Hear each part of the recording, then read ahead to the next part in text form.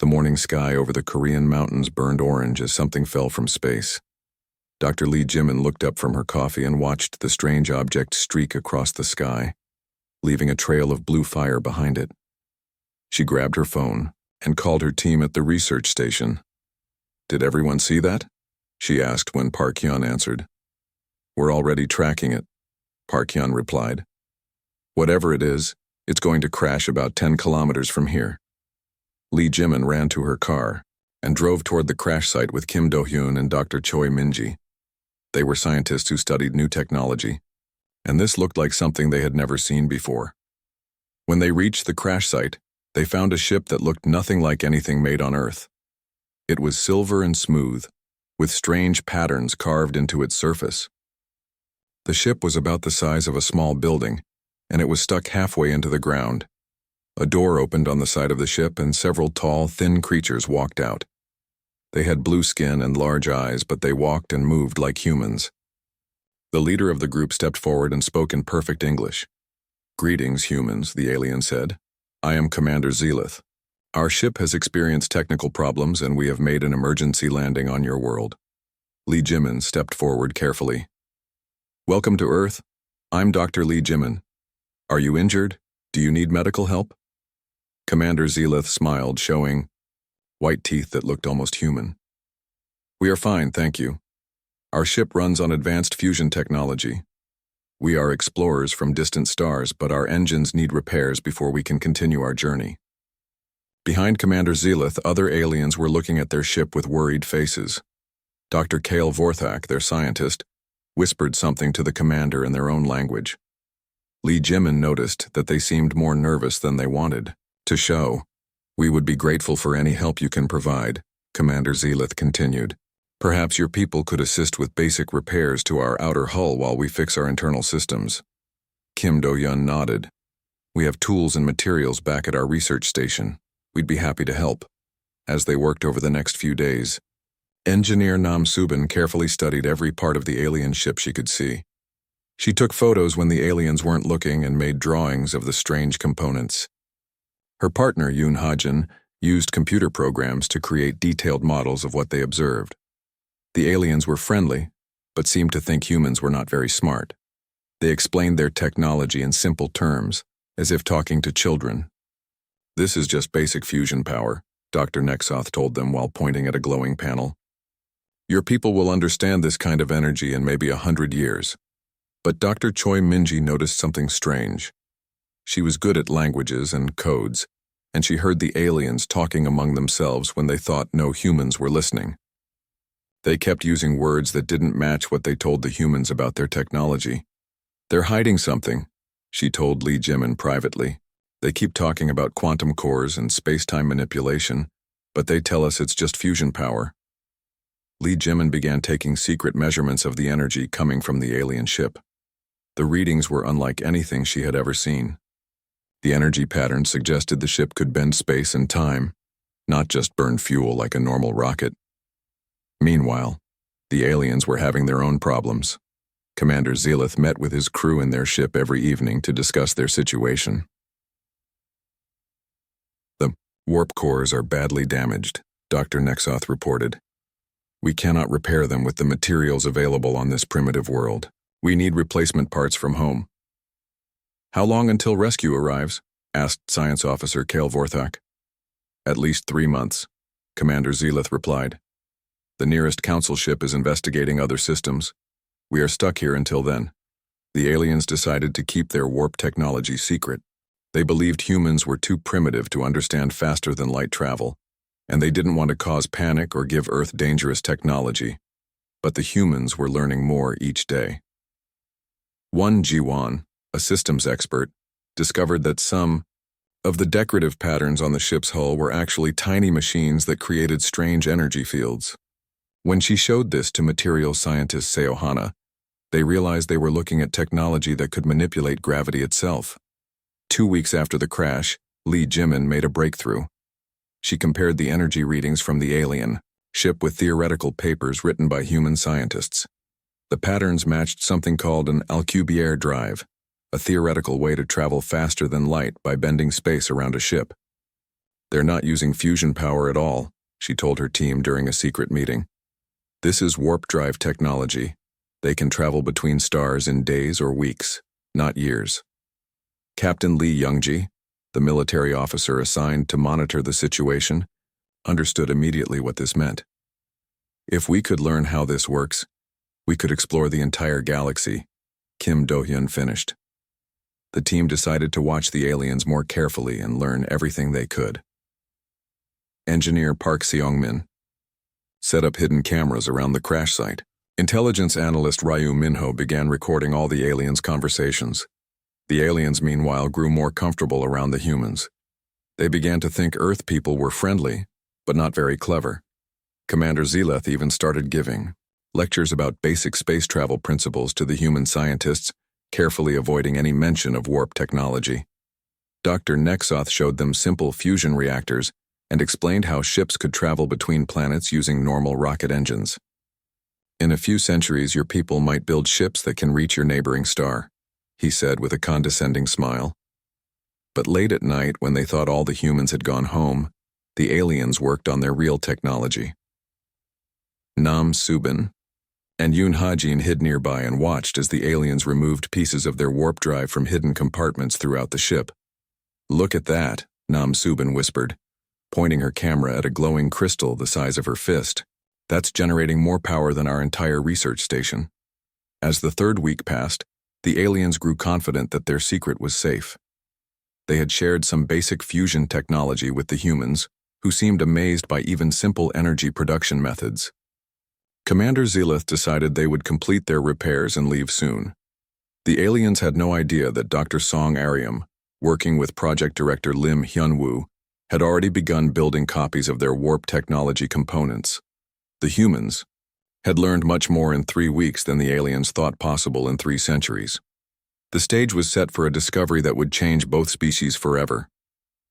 3 weeks had passed since the aliens arrived, and Commander Zeleth felt pleased with how things were going. The humans seemed happy to help with simple repairs, and none of them appeared to understand the advanced technology hidden inside the ship. Every day he gave basic science lessons to the eager human researchers, explaining fusion power and simple rocket engines. "Your species shows promise," Commander Zeleth told Dr. Lee Jimin during one of their daily meetings.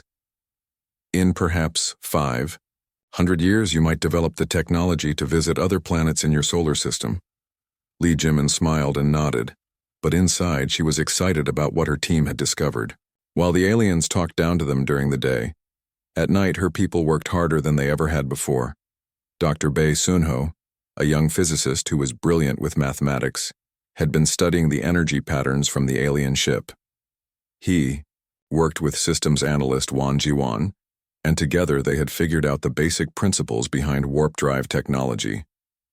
"It's actually quite simple once you understand the math," Bae Sunho explained to the secret team meeting. "They create a bubble in space-time around their ship. Space contracts in front and expands behind them, so the ship rides the wave like a surfer." Engineer Kim Do-hyun had made his own discovery. While pretending to help with hull repairs, he had carefully examined what the aliens called decorative panels. Under a microscope, he found thousands of tiny machines that generated the same kind of energy fields he had seen in the main ship. "These aren't decorations," he told material scientist Seo Hana. "They're miniature warp field generators. Each one is more advanced than anything we've ever built." Seo Hana had been working day and night to understand the materials the aliens used. She discovered that the panels were made from metamaterials, substances that had properties not found in nature. But with enough study, she believed humans could create similar materials using Earth-based resources. The breakthrough came when Kim Do-hyun successfully created a tiny warp field in his laboratory. It was only the size of a marble, but it proved that humans could recreate alien technology. When Dr. Choi Minji saw the demonstration, she immediately called Captain Lee Youngji. "We need to move this project to a secure location," Captain Lee Youngji said. "If we can really build this technology, it changes everything." She contacted Dr. Song Aryam, who was one of Earth's best quantum mechanics experts, and project director Lim Hyun-woo, who could organize large research projects. Within days, they had secretly moved the most important research to an underground facility near the crash site. The aliens had no idea what was happening. They continued their condescending lectures while secretly working on their own repairs. Dr. Nexoth spent his days explaining basic fusion principles to humans who nodded politely and asked simple questions. They're like curious children, Dr. Nexoth told Commander Zelith. They want to learn, but they can barely understand the simplest concepts. It will be centuries before they develop anything close to our level of technology. But the aliens were becoming impatient. Their rescue ship was still months away, and they wanted to fix their warp drive themselves. They decided to retrieve the undamaged warp core components they had hidden throughout their ship and attempt repairs. This was exactly what Dr. Choi Minji had been waiting for. She had placed hidden cameras and recording devices around the entire crash site. When the aliens began moving their real technology, she captured everything. Electronics specialist Park Seung-min watched the recordings with amazement. "Look at this," he said, pointing to the screen. "That crystal they're carrying. It's generating massive amounts of energy, but it's completely stable. And see how they're connecting it to those field generators? It's like they're building a machine that can grab space itself and twist it." The human team worked around the clock to understand what they had recorded. One Ji-won created computer simulations of the alien technology. Maintenance crew members Kang Min-seo and Oh Ji-hoon, who were actually disguised engineers, provided detailed measurements of every component they had seen.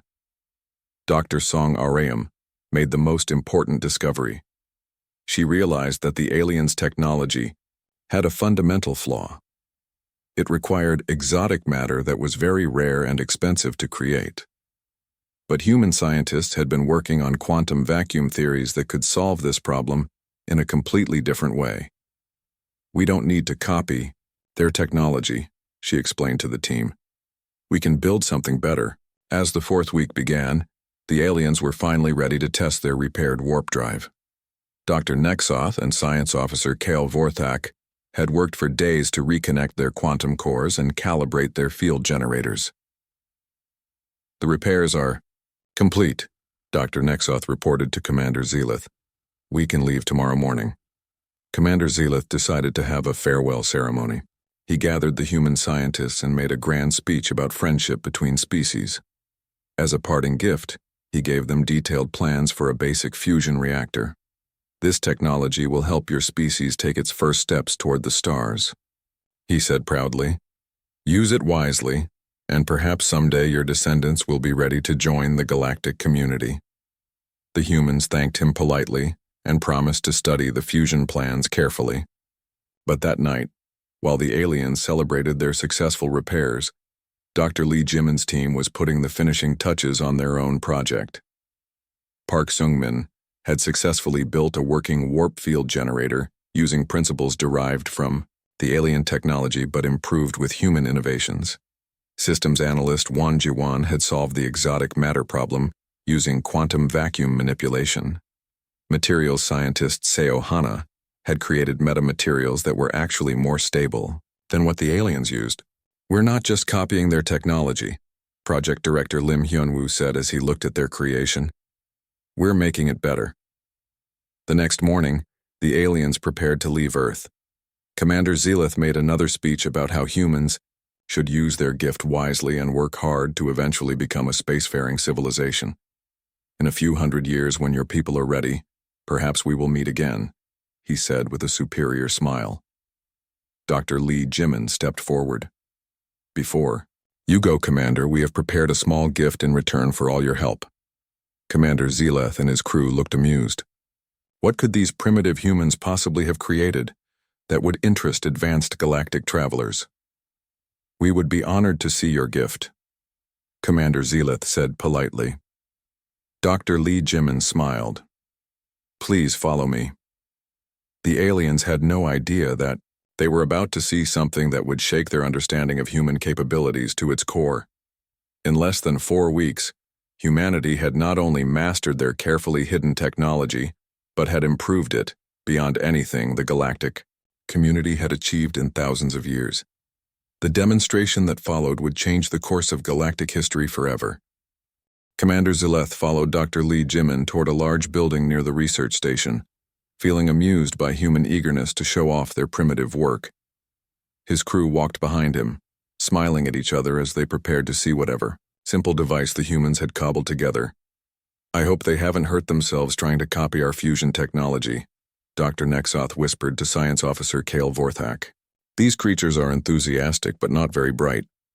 Dr. Lee Jimin led them through several security doors and into a large underground chamber. The aliens expected to see a crude fusion reactor, or perhaps a basic chemical rocket engine. Instead, they found themselves staring at something that made their blood run cold. In the center of the chamber stood a sleek spacecraft, smaller than their own ship, but clearly functional. Strange energy patterns danced around its hull, and the air itself seemed to shimmer with power. But what shocked the aliens most was the familiar blue glow coming from the ship's engine section, the unmistakable signature of a warp drive. Commander Zileth's mouth fell open. That's impossible." Dr. Bei Sunho stepped forward with a confident smile. "We call it the Soul Star. It's our first warp-capable vessel, completed just 18 hours ago." The alien crew stood in stunned silence as engineer Wan Ji-wan began explaining their creation. "We solved the exotic matter problem that your technology struggles with. Instead of trying to create rare particles, we manipulate the quantum vacuum directly. This makes the drive much more efficient." Dr. Nexoth stumbled forward, his scientific mind trying to process what he was seeing. "You cannot have built this. Warp technology takes thousands of years to develop. We have been perfecting these systems for millennia." Materials scientist Seo Hana approached a control panel and activated a demonstration. The air around the ship began to glow brighter as space itself bent around the vessel. "Our version uses metamaterials that we can manufacture right here on Earth. We don't need to import rare elements from across the galaxy." Commander Zileth found his voice again. "Even if you somehow copied our designs, this is still just an imitation of our technology." Dr. Song Ariam stepped forward and activated another display. Numbers and calculations filled the air as holographic projections showed the ship's performance specifications. "Actually, our warp drive can achieve speeds equivalent to warp 7.2 on the galactic scale. I believe your ship's maximum speed is only warp 4.1.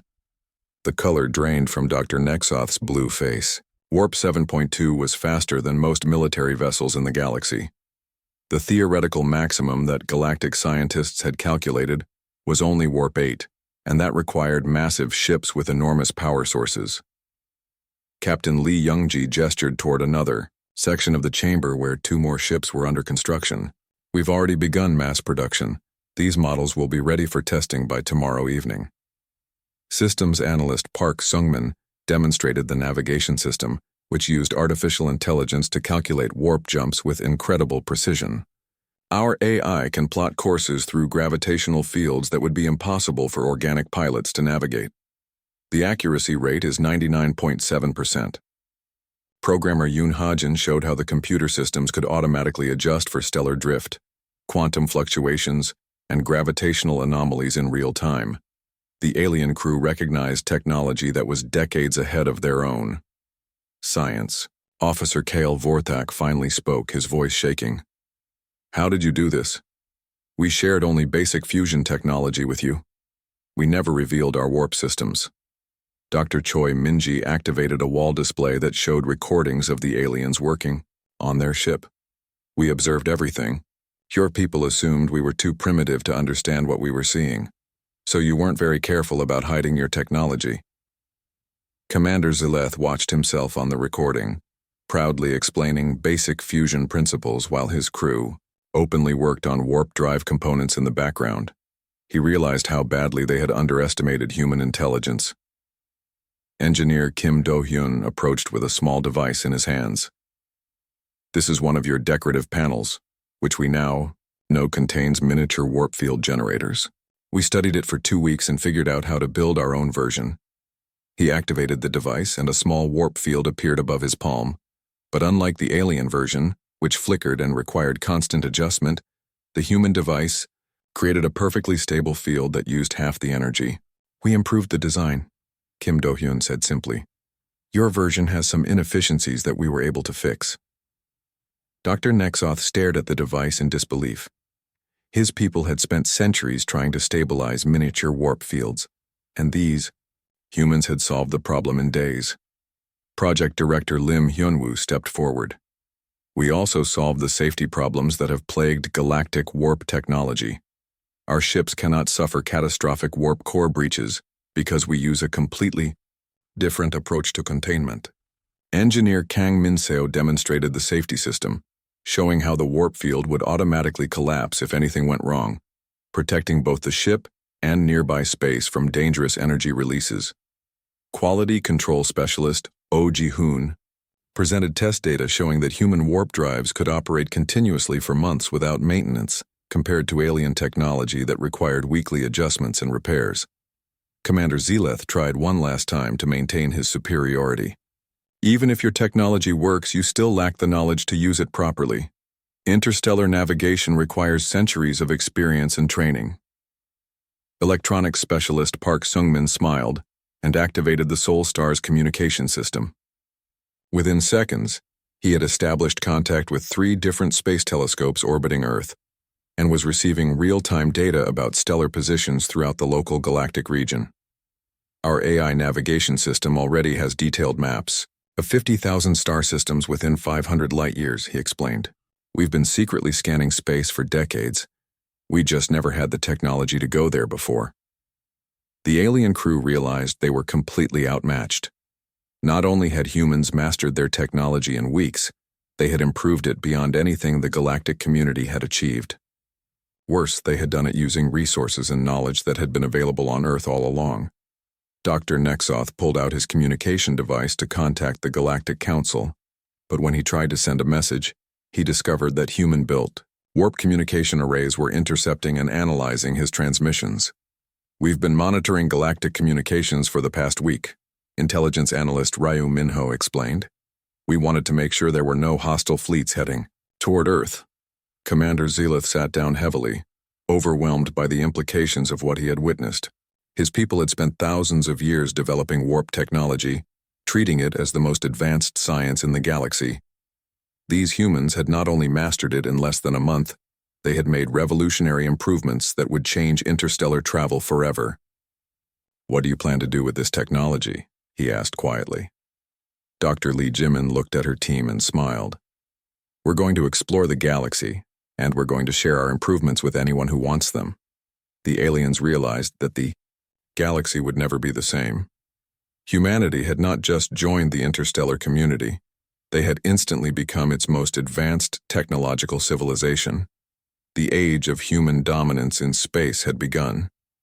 The emergency meeting of the Galactic Council was unlike anything in the organization's 10,000-year history. Representatives from 12 advanced species sat around the massive circular chamber, all talking at once as they tried to understand the reports coming from Earth. Ambassador Korthak slammed his staff on the floor to restore order. The situation is clear, he announced. An unknown primitive species has somehow acquired and improved our most advanced technology in a matter of weeks. High Council Leader Vexthan activated the central display, showing footage that Commander Zeleth had managed to transmit before his communications were intercepted. The assembled representatives watched in stunned silence as humans demonstrated warp technology that surpassed their own by generations. This is impossible, declared Science Minister Quellen. No species has ever advanced this quickly. It took us 3,000 years to develop stable warp fields. Trade Minister Evolk was calculating economic implications on his personal device. If humans can build warp drives using only their planetary resources, it will destroy our entire galactic economy. We control interstellar commerce because we control warp technology. War Commander Drexel of the Hegemony stood up, his red skin darker with anger. This is a threat to galactic stability. We should eliminate this species before they can spread their technology to others. But not all the representatives agreed. Reform-minded Counselor Zelixia had been studying the human data for hours. Look at their approach, she said. They didn't just copy our technology. They fundamentally improved it. Their methods could benefit everyone. Progressive scientist Dr. Yanthek nodded. The humans solve problems we've been working on for millennia.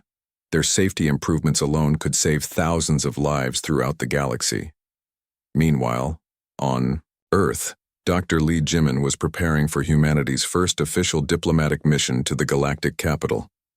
The Soul Star had been upgraded with the most advanced technology her team could create in just 2 days. Linguist Dr. Choi Minji had spent that time studying intercepted galactic communications to understand alien languages and customs. "Are you sure about this?" asked Captain Lee Youngji, who would lead the military escort.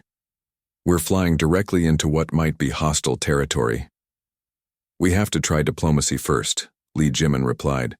"We can't hide our technology anymore, so we need to show the galaxy that humans aren't a threat." The Soul Star's journey to the galactic capital normally would have taken 3 weeks using standard warp technology. The human ship made the trip in 5 days, arriving ahead of the scheduled diplomatic meeting and surprising the Council's defense fleet. Admiral Korveth, commander of the capital's orbital defenses, watched his sensors in disbelief as the human ship performed impossible maneuvers. "They're making warp jumps inside the system," he reported to the Council. "No one has ever been able to do that safely." Dr. Bae Soonho, serving as the Soul Star's chief engineer, was actually showing off a little. The human warp drive could perform micro-jumps and instant direction changes that alien technology couldn't match. When they arrived at the capital station, they docked with precision that impressed even veteran space pilots. The first diplomatic meeting was tense. Council representatives tried to maintain their authority while clearly being impressed by human achievements. Ambassador Song Aryam led the human delegation, accompanied by engineer Kim Do-hyun and physicist Won Ji-won. "We come in peace," Ambassador Song Aryam began. "We want to share our technological improvements with all species and establish friendly relationships throughout the galaxy." High Council leader Vexton wasn't interested in friendship. "Your rapid advancement threatens the natural order. How do we know you won't use this technology for conquest?" Dr. Kim Do-hyun activated a portable display and showed the galaxy the plans for human warp drives. "We're not keeping secrets," he said. "Anyone who wants this technology can have it. We believe that advancement should be shared, not hoarded." This statement caused chaos in the council chamber. Several species had spent fortunes trying to develop better warp technology, and now humans were offering their superior designs for free. Trade Minister Evolk was horrified. "You can't just give away such valuable technology. It will destabilize everything." "Why?" asked Won Ji-won. "If everyone has better warp drives, everyone benefits. Trade becomes easier, exploration becomes safer, and scientific cooperation becomes possible." But the Council's response was divided. Some species saw the opportunity to advance their own capabilities, while others feared losing their technological advantages. Back on Earth, intelligence analyst Ryu Minho had discovered something troubling. His team was monitoring galactic communications and found evidence of a secret coalition forming against humanity. 6 species have agreed to work together to either control or eliminate our technology, he reported to Captain Seo Hana, who now led Earth's Space Defense Initiative. They're calling it Operation Containment. Tactical specialist Park Seung-min had been preparing for this possibility. Working with engineer Nam Subin, they had built an orbital defense grid around Earth using advanced warp technology. Instead of traditional weapons, they created defensive systems that could disable attacking ships without destroying them. "We don't want to hurt anyone," Captain Seo Hana explained to her team. "But we need to show that Earth can defend itself." The crisis escalated when War Commander Drexel convinced several species to support military action against humanity. "If we don't stop them now, they will soon be more advanced than all of us combined," he argued. "This is our last chance to maintain galactic order." But other species were secretly supporting humanity. Communications expert Yoon Ha-jin discovered encrypted messages from oppressed civilizations that the Council had been keeping technologically dependent. Dr. Lim Hyun-woo and diplomat Nam Subin worked to build alliances with these species. "We can help you build your own warp drives," they offered. "You don't have to depend on the Council's permission anymore." This offer terrified the Council leadership. If humanity shared advanced technology with everyone, the entire power structure of galactic civilization would collapse. The situation reached a breaking point when the Council presented humanity with an ultimatum. Ambassador Korthak delivered the message personally to Earth. "You will submit to technological oversight," he declared. "A Council monitoring station will be established in your solar system, and all human warp technology development will be supervised by galactic authorities. If you refuse, the combined fleets of the galactic powers will enforce compliance." Dr. Lee Jimin listened to the ultimatum calmly, then gave her response. "We reject your demands. Humanity will not be controlled by anyone."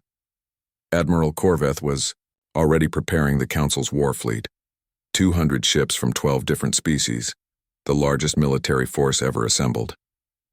They expected to find a single primitive world that had stolen technology they didn't fully understand.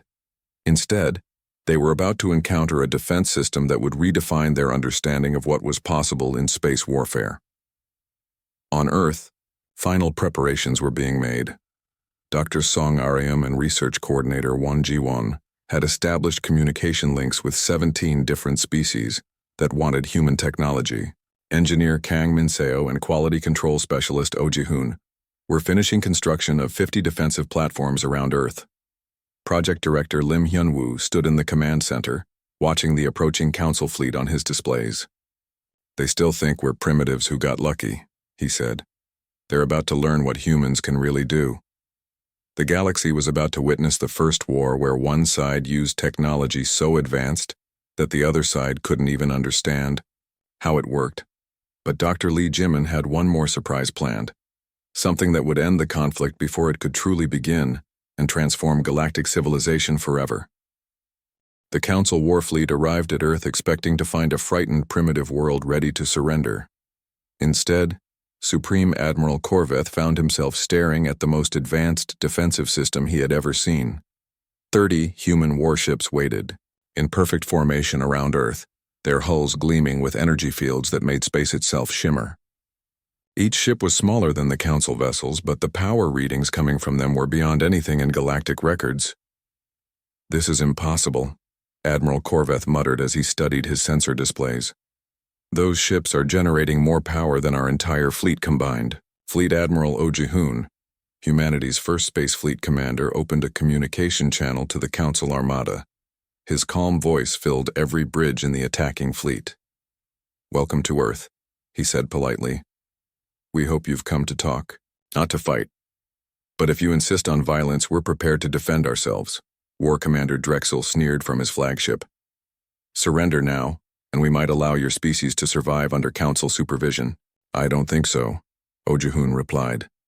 Then he gave a simple order to his fleet. "Demonstrate." What happened next changed galactic warfare forever. The 30 human ships began performing maneuvers that violated everything the Council understood about space combat. They made instantaneous warp jumps within the solar system, appearing and disappearing around the Council fleet like ghosts. One human ship materialized directly in front of Admiral Korveth's flagship, close enough that he could see human faces through its transparent hull. Before his weapons could lock on, the ship vanished and reappeared behind his formation. "How are they doing that?" his tactical officer shouted. "Warp jumps inside a gravity well should be impossible." Chief Engineer Kang Min-seo, monitoring the demonstration from Earth's command center, smiled as she watched the alien fleet's confusion. "They still don't understand our technology. We can warp jump anywhere, even inside planetary atmospheres." The human ships continued their display, performing synchronized warp dances that left the Council fleet spinning in place, unable to track or target their opponents. Then Fleet Admiral Oh Ji-hoon ordered the ultimate demonstration. All 30 human ships vanished simultaneously and reappeared in a perfect sphere around the Council armada. Energy fields connected the ships, creating a cage of pure force that trapped the entire enemy fleet. "Your weapons are offline," Oh Ji-hoon announced. "Ami, your engines are disabled, but you're all perfectly safe. We don't want to hurt anyone." Admiral Korveth checked his systems and discovered that every ship in his fleet was completely powerless. The humans had somehow neutralized 200 warships without firing a single shot. But the real surprise came when Dr. Lee Jimin's voice echoed. across all communication channels, speaking directly to every crew member in the Council fleet. "Citizens of the galaxy," she began, "we know that many of you don't support this war. We know your governments have kept you dependent on old technology while refusing to share improvements. Today that changes."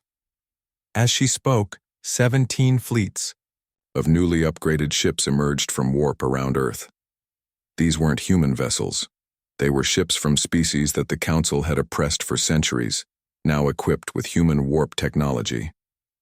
Captain Ryu Minho had spent weeks secretly delivering warp drive upgrades to any species that wanted them. The oppressed civilizations of the galaxy had been waiting for this moment to declare their independence from Council control.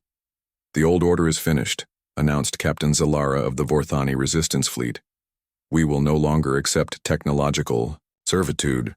Commander Praxis of the Liberation Forces added, "Humanity has shown us that advancement doesn't have to be controlled by a few powerful species. Knowledge belongs to everyone." War Commander Drexel realized his position was hopeless, but he was too proud to surrender. "Attack!" he ordered his remaining loyal ships. "Destroy the humans before they can corrupt the entire galaxy." A dozen Council vessels broke free from the energy cage and charged toward Earth, weapons blazing. But they never reached their target. Though, human defensive platforms around Earth activated, creating warp fields that simply redirected the incoming attacks into empty space. The Council weapons fire harmlessly vanished into distant star systems where it could hurt no one. Dr. Bei Sunho had designed the ultimate defensive system. Instead of destroying attacking ships, it transported their weapons fire to safe locations, while leaving the attackers unharmed. "Enough," Admiral Korveth finally shouted, overriding War Commander Drexel's commands. "Stand down all weapons. We surrender." The battle was over before it truly began. The Council's mighty fleet had been defeated without a single casualty on either side. Dr. Lee Jimin appeared on every screen in the Council fleet, her image transmitted directly into their ships by human technology that bypassed all their security systems. "We don't want to rule the galaxy," she said. "We want to free it. Every species should have access to the best technology available. Every civilization should be able to explore the stars safely." Ambassador Song Ariam took over the broadcast. "We're establishing the Galactic Technology Cooperative. Any species that wants to join can have free access to all our improvements. No more technological monopolies. No more artificial scarcity." Engineer Wan Jiwan and Dr. Choi Minji began transmitting complete technical specifications for human warp drives to every ship in both fleets. Within hours, dozens of species were downloading the plans and beginning their own construction projects. Progressive scientist Dr. Yanthek was the first Council member to officially defect. "This is what we should have been doing all along," he announced. Sharing knowledge instead of hoarding it, reform-minded Councilors Elixia followed his example. "The old Council dies today. Long live the cooperative." Within days, more than half the Council species had abandoned the old system and joined humanity's technology-sharing network. The remaining hardliners found themselves isolated and powerless. War Commander Drexel made one final attempt to maintain the old order, but his own crew arrested him when he tried to launch weapons at civilian targets. The age of technological oppression was over. Dr. Lim Hyun-woo and systems architect Yoon Ha-jin established the first truly collaborative interstellar research network. Scientists from hundreds of species began working together, sharing discoveries, instantly across the galaxy. The transformation happened faster than anyone had imagined possible. Technologies that would have taken centuries to develop were perfected in months through cooperative research. Medical advances, environmental restoration, space exploration, every field of science accelerated beyond all previous records.